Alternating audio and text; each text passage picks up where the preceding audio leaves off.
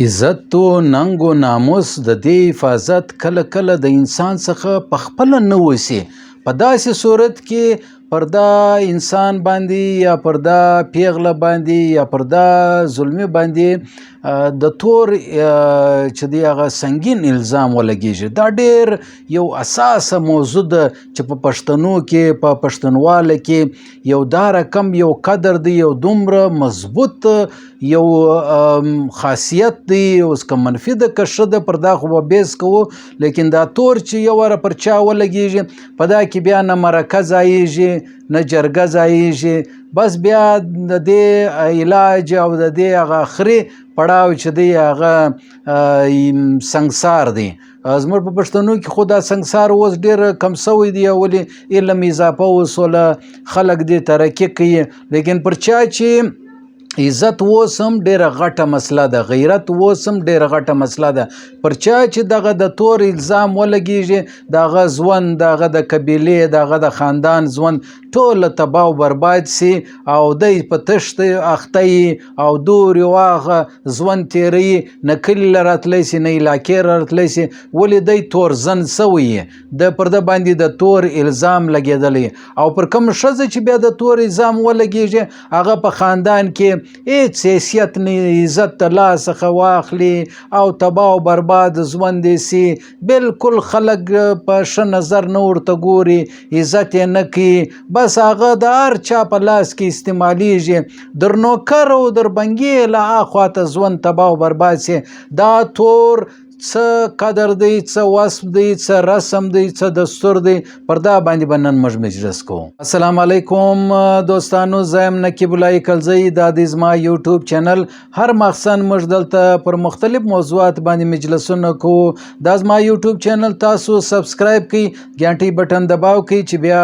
هر مخصن دلته زه ویډیو اپلوډ کوم اول د واره در تاسو در ورسیږي. ستاسو د تعاون ډېره ډېره شکریه. دوستانو په پښتونواله کې دا نور ویډیوګانې هم تاسو کتلی سئ، ما په پلی لیسټ کې ما پر مختلف موضوعات باندې پښتونولي باندې او پښتونواله باندې دا ویډیوګانې جوړ کړي دي. نن به موږ پر تور باندې، د تور یو رسم دی، یو دستور دی په پښتونواله کې، په دې باندې به موږ مجلس کوو چې دا تور چې پر چا ولګیږي د هغه څه ژوند دی او د دې معنا څه ده او پښتانه ولې و دې ته په ډېر بد نظر باندې ګوري. نو دوستانو پښتون قوم عزت ته، غیرت ته ډېر زیات اهمیت ورکوي. دا یو داسې وصف دی، دا یو داسې خاصیت دی، یو داسې ویلیو ده، یو داسې خزانه ده. عزت او ننګ او غیرت او زموږ په ټولنه کې د غیرت په نامه باندې ډېر مړیم سوي دي نه، نو هغه ولې کېږي؟ د هغه وجه دا ده چې دا یو داسې خزانه ده، یو داسې وصف دی، یو داسې قدر دی، یو داسې ویلیو ده چې هر سړی ارمان کوي، هر سړی غواړي چې په ده کې دغه وصف او خاصیت د ده په شخصیت کې، د ده په خاندان کې، د ده په ټولنه کې، د ده په کلي کې، د ده په قوم کې، د ده په هر عزیز کې دغه خاصیت د ننګ و د جنګ و د غیرت و د عزت و د پت دا په ده کې موجوده وي. څوک چې په ځان کې د ځان سره، یعنی د مطلب عزت یو خزانه ده د تا سره در سره ده. اوس هغه عزت احترام دی د تا سره در سره ده. اوس که دا د تا سره سره هر سړی به تا ته په سپک نظر ګوري، په کم نظر به ګوري، در پښو به دې لاندې کوي، ولې ته عزتداره نه د عزتداره خلکو عزت کوې، نه په خپله عزت لرې. نو عزت خو ځان ته یو خزانه ده، یو چم د کارون خزانه ده چې د چا سره دی. او عزت و ذلت خو د خدای په لاس کې دی، لیکن زموږ په ټولنه کې و چاته که په عزت باندې الله پاک عزت ورکوي، نه څوک په عزت ورته ګوري، بیا هر سړی ارمان کوي چې یار دا په ما کې هم باید پکښې ولو. او که څوک بې عزته وي بیا هر سړی لرې ځان کوي، علاقه یاره دا سپی دی، دا علاقې دا مازې یو ښه طبیعت لري، دا به علاقې وروره مازې د اخوا حمله وکړي، د اخوا حمله وکړي. په دا کې هغه غیرت ونه، په دا کې عزت شته نه، په دا کې ننګ و ناموس شته نه. ته پاک دامنه ګسه یې نه، هر سړی په بې عزت نظر درته ګوري، هر سړی په سپک نظر درته ګوري. تا خو نه د پلار نوم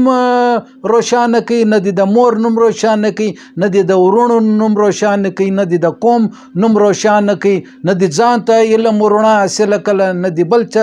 علم حاصله کوي. نو دا رقم انسان که انجلۍ وي، که هلک وي، که زلمی وي، ننګیالی وي او که پیغله وي، نو که په ده کې عزت نه وي،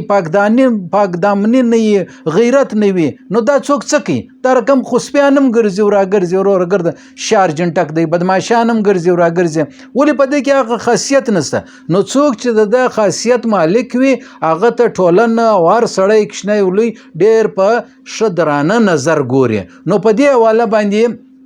که یو انجلۍ خدای مکړه یا یو هلک په غلط تعلقات باندې بې ادبي د معافي، شیطاني و ابلیسي خوی ولري، شیطان و ابلیس د ده په ذهن او پر دماغ باندې قبضه وکړي او حمله وکړي او دی و آماده کړي و ګناه ته و ناجایزه تعلقات، جسمانی طور، فیزیکلی یعنی بدني طور چې دی هغه یو دا رقم ګناه ته آماده کړي. نو و هغه ناجایزه تعلقات ته چې ناجایز تعلقات دا ځوان او انجلۍ یا دا سړی او دا ښځه که هغه واده کړي که نه یې کړي، قایم یې کې د نکاح ماسې وه، یعنی د سنت ماسې وه، کوم چې رواج دی، دستور دی د پښتنو د اسلام د هغه څخه وتلی یو دا رقم ناجایزه تعلق قایم کې. نو و دې ته و دا عمل چې دی قایم کې پر عین موقع باندې یو خپل یا رشته دار یا بل یا هر څوک چې وینه هغه یې وویني په داسې حالت کې چې هغه د لیدلو وړ نه وي، بې ادبي د معافي، و دا رقم دوه جوړي و دا رقم هلک و انجلۍ چې په داسې غلط طریقه باندې خلک وویني چې هغه د رواج او دود دستور د غیرت او د ننګ څخه ډېر لرې پاته یو د سپي غوندې عمل وي، یو غلط عمل وي، ابلیسي شیطاني عمل وي، د ګناه عمل وي چې خدای د رسول او پښتنو غندنه کړې وي. په داسې عمل کې که څوک یو رشته دار دی په داسې حالت کې وویني، نو پر دا باندې تور الزام ولګیږي، و دې ته د بدنامي الزام وایي. تور په هندي کې چې کلنک ورته وایي، نه دا الزام که پر ولګیږي نو بیا دا خلک چې دي هغه ته ډېر بد ګڼي او دا رقم پر چا چې د تور الزام ولګیږي نه. اوس دا بعد کې خبره ده چې ثابته سي نه سي ثابته، دا خو نو بعد کې خبرې دي چې جرګه یې ووایي چې ورور څنګه سلو. که دا تور الزام پر دا باندې دا جوړه باندې ولګیږي نو د پښتنو د پښتنوالي چې کوم قانون دی دا دواړه انجلۍ او هلک دا به خلک مړه کوي، وژني به، سنګساروي به، ختم کوي به. په دا کې نه مرکه شته نه معافي شته، دغه آخري دغه ده په قتل کې معافي شته، مرکه پر وسی، جرګه پر وسی، ننواتې پر وسی، مجلس پر وسی، تاوان پر کښېږدي، معافي کې بس دا یو عمل وسلو. حالانکه قتل ډېر غټ اقدام دی، یو سړی دی مړ کېون، لیکن چې کله ناجایزه نفسیاتي او نفسانی خواهشات ستا هغه را بیداره سي او ته کنټرول نه کې، ګواته نامرده یې. یاره ته څنګه زورور نه یې پر خپل نفسانی او خواهشاتو باندې په دا خپل خواهشات دباولی ولې نه سي؟ ته دومره کمزور یې چې د بل و خور و لور د لاس ور واچوې، د هغه و عزت لاس ور واچوې، یا ته د دومره بې عزته یې چې د خپل پلار او د نیکه لنګوټه شیان دې وشرمول او غلط اقدام ته او شیطاني عمل ته آماده سولې، دا دې څه عمل وکړي؟ نو په داسې عمل کې دا ستا نامردي ده، دا ستا کمی ده، دا ستا عیب دی. نو دا موږ نسو در بخښی، پښتانه دا وایي نه. نو دا رقم چار چا تور ولګیږي هغه به مري. نو ډېر انسانان که دا ته رایي نه، هغه بیا وتښتېږي، د کوره وتښتېږي، فراره سي، یا کراچي له ولاړ سي، یا بل ځای ولاړ سي، یا د هغه وطن پرېږدي، یا هغه علاقه پرېږدي، نه بیا ولاړ سي بل ځای ولاړ سي، هلته ژوند تېروي، پټ ژوند تېروي، د فراره ژوند تېروي، د تښتېدلي ژوند تېروي، په کمزوري یې تېروي، تباه او برباد سي. واخسي مفلسي در پدري د بل نوکري د بل چا پناه واخسي د بل چا سپایانې کوي دا واغه چیش دی هغه پر د باندې تور ولګېدی. اوس نو اسلام او قانون څه وایي؟ اسلام او قانون دا وایي چې پر چا تور ولګېدی د هغه 4 ګواه ضروري ده. دا علما خو بیا ډېر په خبر دی هغه زه بیس کې نه ځم ولې زه عالم نه یم زه خو یو مجموعي تور د یو بازاري یو عام د حجرې او د بیټک او د بازار او د کلي او د دفتر او د علاقې مجلس سره کوم چې 4 ګواه ضروري هغه کې هم ډېره پابندي چې دوی به ګناه نه یې کړی دوی به دا وایي چې موږ په کوم حالت کې دا خلک ولیدل آیا دوی ډېر سره نږدې و بیا د بيدې مافي کالي یې کښلي وو غلط کار یې کوي او تا ولیدلو که دوی څنګه حالت کې ولو نه د هغه خپل شرایط علما ایښي چې هغه 4 ګواه نو چیرې دي پر تا خو یو سړی درلی ویې لیدلی نو 4 چیرې دي نو ګواه د مطلب دا ډېر مشکل کار دی چې دا ګواهي به ته ورکوې او ته بیا ثابتوې په عدالت کې په شریعت کې په جرګه کې مطلب زما خپله نه دی په یاد چې 4 ګواه دي یو ځاګی تیر سوي او پر دا ښځې یا پر دا سړي باندې و سزا میلاو سوي زما خپله